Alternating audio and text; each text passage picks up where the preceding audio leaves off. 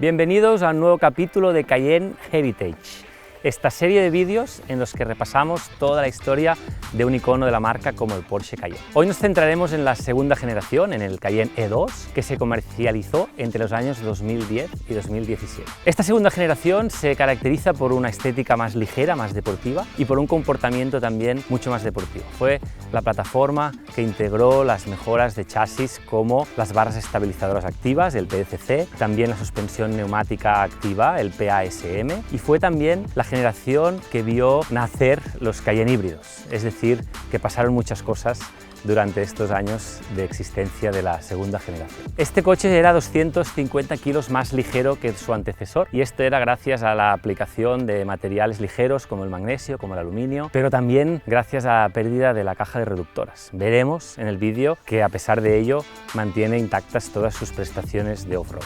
Hoy nos centraremos en la primera versión de esta segunda generación, que se comercializó hasta 2014, y más concretamente vamos a probar una unidad de Cayenne Diesel motor V6 3 litros de 245 caballos. ¿Me acompañáis?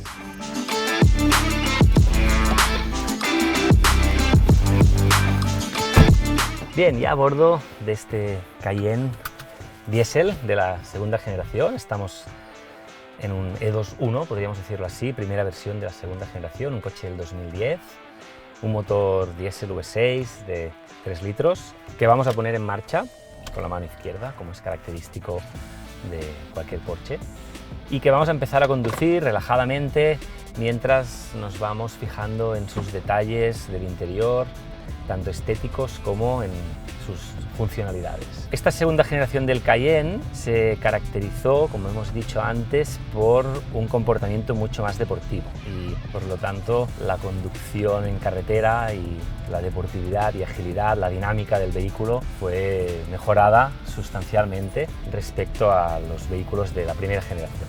En el volante encontramos los botones del cambio Tiptronic, dos botones que tienen la misma función. Todavía no teníamos las levas detrás del volante, sino que para accionar el cambio Tiptronic deberíamos presionar estos botones hacia adelante para aumentar de marcha y hacia nosotros para reducir.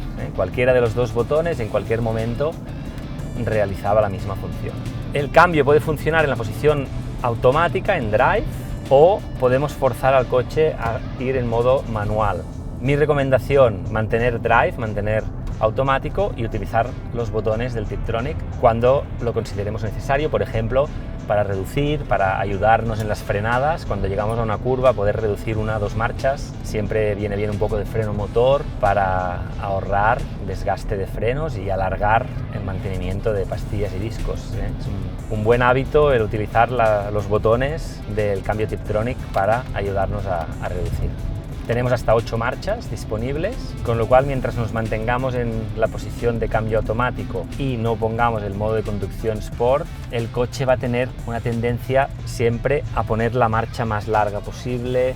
Enseguida nos daremos cuenta y iremos ya en octava, y eso se hace para reducir al máximo el consumo y tener un coche lo más eficiente posible. Esto, junto a una mecánica diésel, pues hace que los consumos medios de viaje estén casi siempre por debajo de los 10, 9, incluso 8 litros a los 100.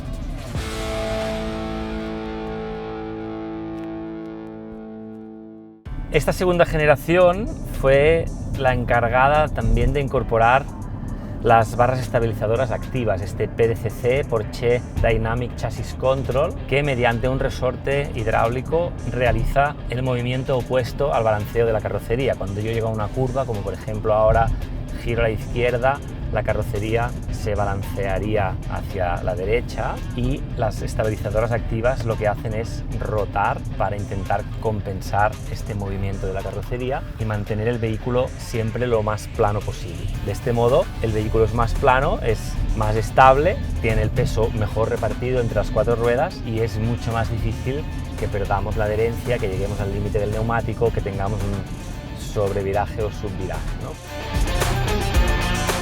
Otra de las innovaciones es el PASM, las siglas Porsche Active Suspension Management. Nos permite, primero, regular la altura del vehículo, muy importante. Esto ya lo teníamos en la primera generación, pero ahora también regular la rigidez de la suspensión. Ahora tenemos estos 3 botones centrales donde tenemos 3 modos distintos o 3 talados distintos de rigidez de suspensión. Un modo confort para viajar tranquilamente, también veremos después el más adecuado para la conducción off-road. Un modo normal, punto intermedio de compromiso entre blando y duro, y un modo sport que nos pone el chasis más deportivo, más rígido, también más incómodo. Cuidado, perdemos algo de confort de marcha, pero tenemos un chasis más rígido, más deportivo, que junto al PDCC pues es lo que permite que este vehículo tenga un comportamiento mucho más deportivo que la primera generación.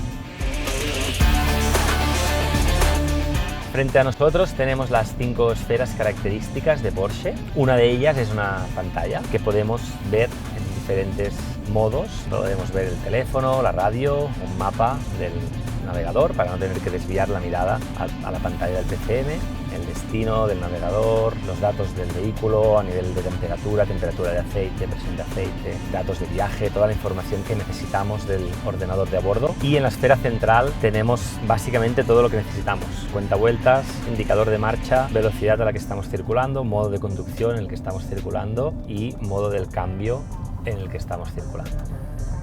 Una de las funciones más importantes y que más cambia el comportamiento de este vehículo es el botón Sport.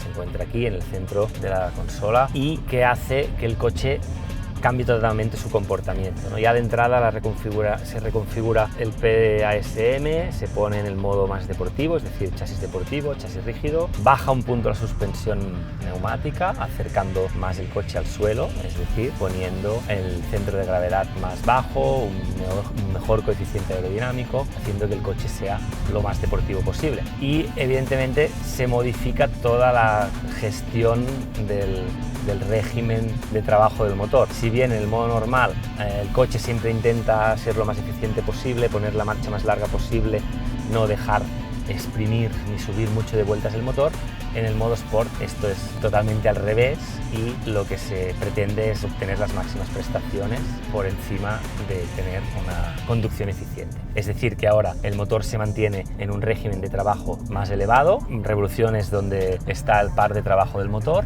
las marchas se estiran mucho más para poder exprimir al máximo la potencia de este V6 de 245 caballos.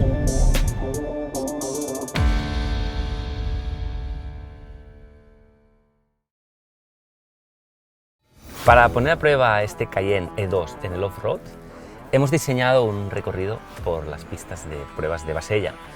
Partimos con cierta ventaja, ya que, como sabéis, el Cayenne fue diseñado en este mismo entorno y sabemos que ya era capaz de superar estos obstáculos cuando fue desarrollado. Pero en esta generación, precisamente, siempre nos queda la duda, o la gente siempre duda o pregunta, si al haber perdido la reductora hemos perdido también prestaciones off-road, ¿no? Por lo que vamos a afrontar este mismo recorrido que ya hemos afrontado también con las primeras generaciones del Cayenne y vamos a comprobarlo delante de las cámaras. Para hacer una conducción fuera de carretera, lo primero que hacemos es irnos al modo off-road. El modo off-road no conecta una caja reductora porque recordad que ha desaparecido esta parte mecánica, pero se ha intentado suplir con tecnología electrónica. Al poner el modo off-road se reconfigura toda la gestión electrónica del vehículo, todos los asistentes electrónicos, empezando por el control de estabilidad, el PSM, el control de tracción, la respuesta del acelerador, el ABS, etcétera, etcétera, etcétera. Ahora mismo el coche sabe que vamos a hacer off-road, sabe que vamos al campo y responde de una forma totalmente diferente. Por lo tanto, siempre antes de salir al campo, botoncito hacia adelante, hacia esta montaña, muy gráfico, y suspensión confort, blanda, mejor capacidad de copiar los obstáculos, y suspensión en una de las posiciones elevadas. Aquí también hay otro error común, que es poner siempre la suspensión arriba de todo, a la máxima altura, al máximo nivel, y eso podría ser contraproducente, porque cuando los amortiguadores se hinchan al máximo, Sí es cierto que conseguimos la máxima altura, pero también el coche queda muy rígido, con lo cual es mejor, si no necesitamos esa altura extra, mantener en el nivel todoterreno, en la primera posición, y ya levantaremos en caso de que tengamos un obstáculo concreto que nos obligue a hacerlo de este modo.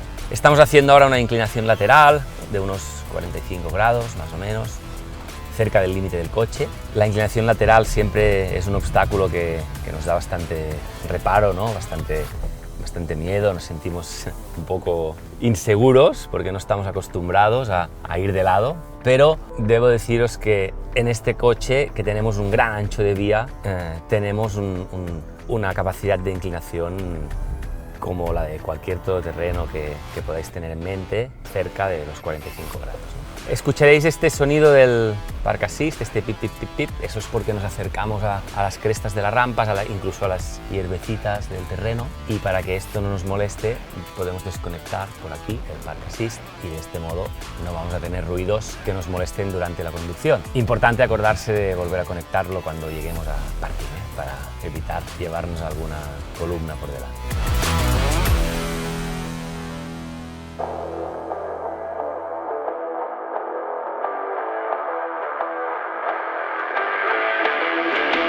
Si queremos sentir el límite de inclinación, podemos fijarnos en el control de tracción. El coche está inclinado, pero está plano, es decir, las cuatro ruedas tocan al suelo. No debería haber diferencias de giro entre las ruedas de un lado del coche y las del otro lado. Sin embargo, las hay. ¿Por qué? Porque tenemos todo el peso cargado en un lado del coche y las ruedas que están en la parte de arriba apenas tienen carga, con lo cual patinan un poco, resbalan sobre el suelo, y esto el control de tracción lo detecta y las frena para que traccionemos, ¿no? Eso es un aviso, una alarma, digámoslo así, de que estamos cerca del límite de inclinación lateral. Ahora volvemos a ver la luz del control de tracción, pero ya tenemos el coche en plano horizontal, y esto es porque hay una rueda que se empieza a levantar del suelo. Cuando una rueda pierde el contacto con el suelo, el control de tracción es el encargado de frenarla para evitar que el diferencial delantero pierda toda su eficacia por esa rueda que patina. Digamos que la electrónica engaña a la mecánica. El control de tracción frena la rueda que patina, para el diferencial es como si le opone la misma resistencia, y entonces el diferencial reparte de nuevo par a ambas ruedas, con lo cual el eje delantero, aunque tenga una rueda en el aire, sigue siendo eficaz con la rueda que sí que tracciona. Eso funciona en las cuatro ruedas de forma simultánea y es un sistema súper eficaz que nos saca de cualquier apuro.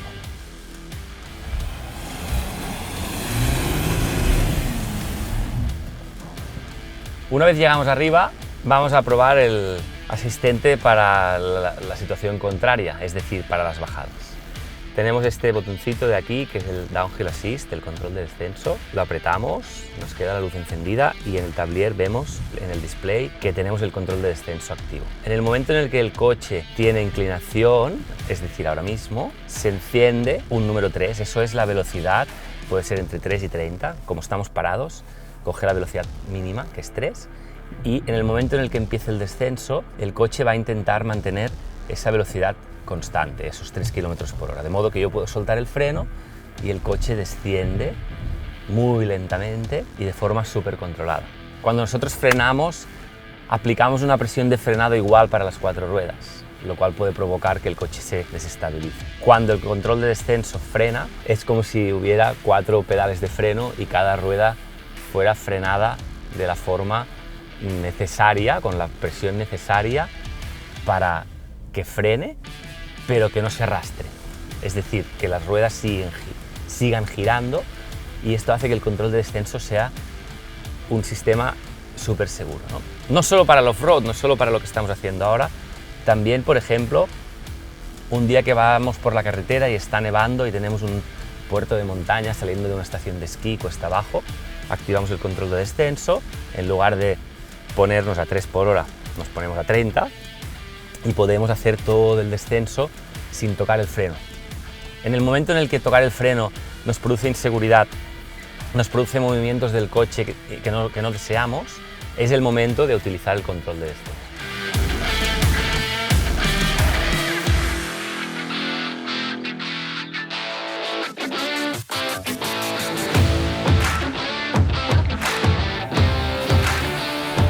este obstáculo que estamos haciendo ahora sin control de tracción sería totalmente imposible, ¿no? Deberíamos hacerlo con inercia, necesitaríamos unos recorridos de suspensión mucho más largos y de este modo con la electrónica se consigue hacer obstáculos tan salvajes como este.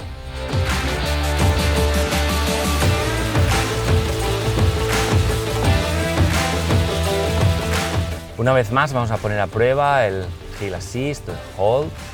Ponemos el coche en máxima inclinación, soltamos el acelerador y el coche se frena.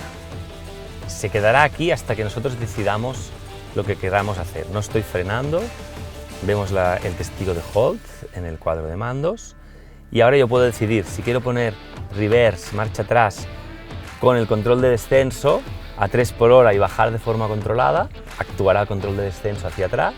Si quiero seguir avanzando, empiezo a acelerar, veo que el ralentí sube hasta las 1000 vueltas, empiezo a acelerar, 1000, 1500 y cuando estemos cerca de las 2000 se liberarán los frenos ahora y el coche avanza sin retroceder un centímetro. Eso nos da mucha confianza porque a veces si nos quedamos parados, depende de dónde, esta maniobra de volver a iniciar la marcha con 2 pies y 2 pedales puede ser un poco complicado, ¿no? La capacidad de vadeo de esta segunda generación no se ha visto tampoco reducida ni afectada respecto a su antecesor. Recordemos que la profundidad real de vadeo es la distancia entre el suelo y la posición donde está el filtro de aire, donde está la admisión de aire del motor. Ahora tenemos esta rampa difícil delante nuestro porque tenemos las ruedas sucias, acabamos de cruzar un charco lleno de barro. Muy importante el neumático también para el off-road. Quizás no hace falta un neumático tan off-road como lo que tenemos montado en esta unidad. En días de barro sí se agradece, pero para un uso mixto del coche, otros neumáticos más mixtos pueden hacer igualmente la función de darnos confort y seguridad por carretera y darnos prestaciones en el off-road. El problema será el día que haya barro o que llueva mucho o que haya llovido mucho, como es el caso de hoy, donde tener un buen neumático con mucho taco, no tan eficiente en carretera, no tan silencioso en carretera y con una vida útil no tan larga, nos aportará más ventajas. Eso es siempre un equilibrio que debemos evaluar en función de nuestras necesidades, del uso que le vayamos a dar al coche. Para subir esta rampa necesito un poco de inercia, necesito coger carrerilla, ¿no? Como diríamos, y eso la primera quizás nos queda un poco corta, ¿no? No es que nos quede corta, pero nos impide salir con velocidad. Ahí tenemos el truco de cambio manual y forzar la segunda, lo podemos hacer por aquí o lo podemos hacer con los botones del Tiptronic y obligar al coche a que arranque en segunda. Esto nos dará una salida más rápida, cogeremos más velocidad en poca distancia y podremos, gracias a este extra de velocidad, compensar un poco la falta de adherencia que tenemos en las ruedas debido al barro que hay en el suelo y en el dibujo del neumático. Vamos a arrancar, subimos arriba, vamos allá, máxima inclinación, paso de subida a bajada, aquí estoy poniendo a prueba el ángulo ventral, tengo la panza a ras del suelo. Si dudara entre si tocaríamos o no tocaríamos, recordad que me queda todavía un punto más de la suspensión, es decir, puedo hacer este obstáculo con algunos centímetros más de altura y mantener la altura libre al suelo un poquito más alta y por lo tanto tener más espacio libre entre el chasis del vehículo, entre la panza del coche y el suelo. Muy bien, hemos superado todos los obstáculos sin mayores problemas, temperaturas de trabajo normales, no se han inmutado prácticamente, lo cual nos demuestra pues, que esta segunda generación del Cayenne, a pesar de haber perdido la caja reductora, mantiene unas prestaciones de off-road, yo diría, muy por encima de las necesidades de la mayoría de usuarios, ¿no? Esta unidad, concretamente, un motor pequeñito, diésel, con unos consumos súper bajos, la máquina ideal para hacer muchos kilómetros, con unas prestaciones de off-road a la altura de las primeras generaciones, lo convierten en una opción más que válida, muy moderna y a nivel de confort y de equipamiento, exceptuando la conectividad y la pantalla táctil que todavía no existía en esta segunda generación, lo convierte en una opción más que válida para disfrutar de un Cayenne de segunda generación.